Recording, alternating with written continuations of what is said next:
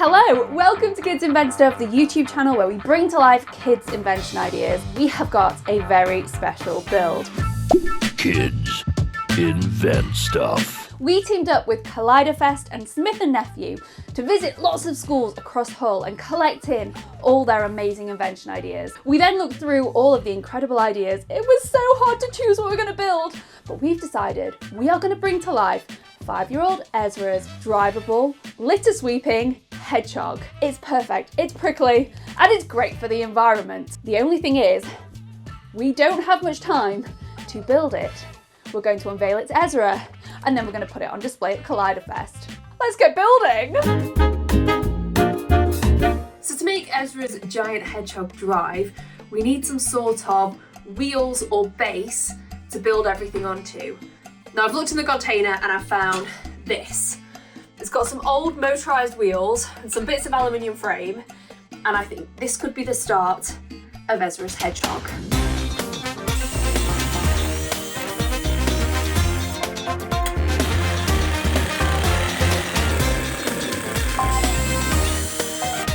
This aluminium channeling here has some really helpful grooves and it allows you to attach things to it. So instead of building a whole new frame for Ezra's hedgehog, I'm actually going to be attaching things onto here so they're nicely in line and everything should hopefully line up and work. We have our motor with one pulley and we have our other pulley. This needs a belt so that this motor can spin our brush. And we're going to go to a car spares place and they will be able to tell us which belt we need to get. So if you're ever in doubt, just go ask the experts.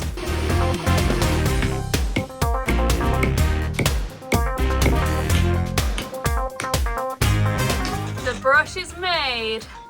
Now this bit needs cutting off.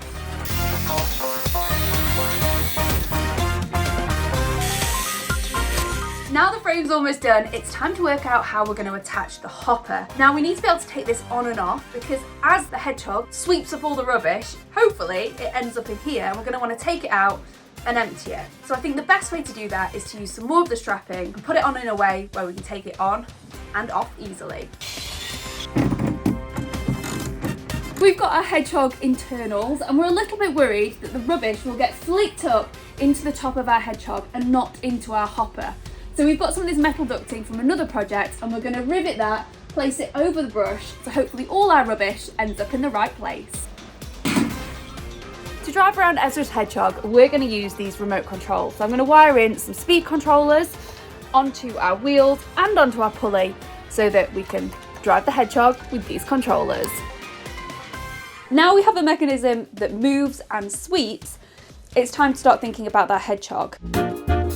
Like most things on this channel, we have never brought to life a giant robot hedgehog that sweeps the floor. We've built robot mice, we've built farting robots, we've built drivable dinosaurs. I think drawing it on a computer though is probably a good start. And once it's drawn on the computer, then maybe we could 3D print it. It's just going to be a little bit too big for my 3D printer. But I'm sure there's a solution to that. So my sister Mary did some awesome 3D designs for the body of Ezra's hedgehog and sliced it up into lots of different 3D printable parts for us. I'm just not sure how we're going to attach it to the chassis, how we're going to print all these pieces in time, how they're all going to attach together, and how we'll get to the mechanism afterwards. But we'll start with step 1. We've got to print like 45 pieces, but it's fine because I have 3 3D printers. So in 10 days, that should be fine. Okay, so starting to panic because 2 of my printers, they're telling me that instead of it taking a day to print it, it's going to be a day and a half. So I need to go back and recalculate. Yeah, that's a bit panicky. That's very close to the wire. Write things down. Write things down. Very important. Write things down. We've got backup. There is a lot of printing to do. I don't have enough printers, but Paul does. Meet Paul, a real-life maker and pirate. We're going to need a big print farm. Paul's come to the rescue. So hopefully, by Friday, we should have some idea if this is going to work. Fingers crossed.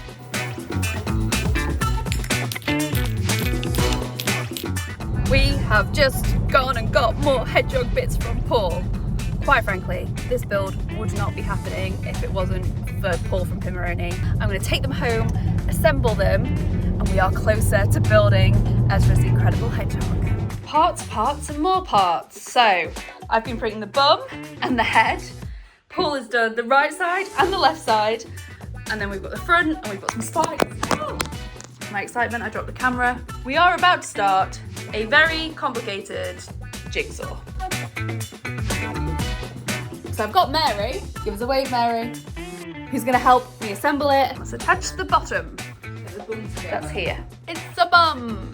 Lift on. If you're wondering why we're doing this in the living room, it's because there is currently a lot of building happening and there isn't much space in the workshop. And we've got our little helper, Piglet. Say hi, Piglet. She's absolutely obsessed with this hedgehog. With the 3D printed body of Ezra's hedgehog coming together, we reinforced the inside with layers of fiberglass matting and sticky resin. I also managed to stick my gloves to it. So apparently WD-40 might get it off. So we're gonna give it a go. Started to make a difference, but I think we might just need to sandpaper it off. The last piece, yes! The end is in sight. I forgot we needed eyes, and I need to print a nose. It's a nose. It's a head! With the last pieces printed and the head together, we filled in the cracks and spray painted it, ready for the big reveal. The sun is shining and we have finally built Ezra's invention idea. Time to unveil it and give it a test. Let's go. So we smuggled the hedgehog into Ezra's school, and as everyone arrived, they had no idea that we'd built it. And as we invited Ezra up to the front and he helped unveil it for the whole school, the reaction was amazing. People loved it. And of course, we had to let Ezra drive it and pick up some litter for the first time before we properly put it through its paces. Ladies and gentlefolk, it's Ezra's Hedgehog coming at ya. This prickle sweet, he gon' clean your streets. He looks so cute and sweet, but he ain't petite. No other heart compete. This trash defeat, cause he'll sweep concrete till his job's complete. Check out his favorite treats that he likes to eat.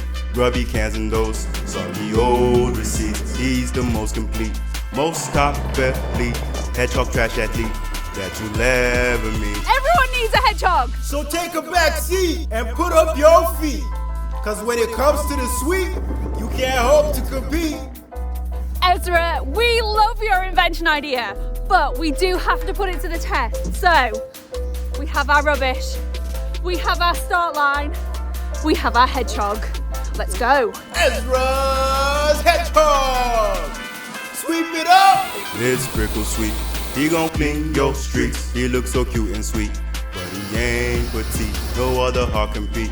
This trash defeat, cause he'll sweep concrete till his job's complete. Check out his favorite treats that he likes to eat.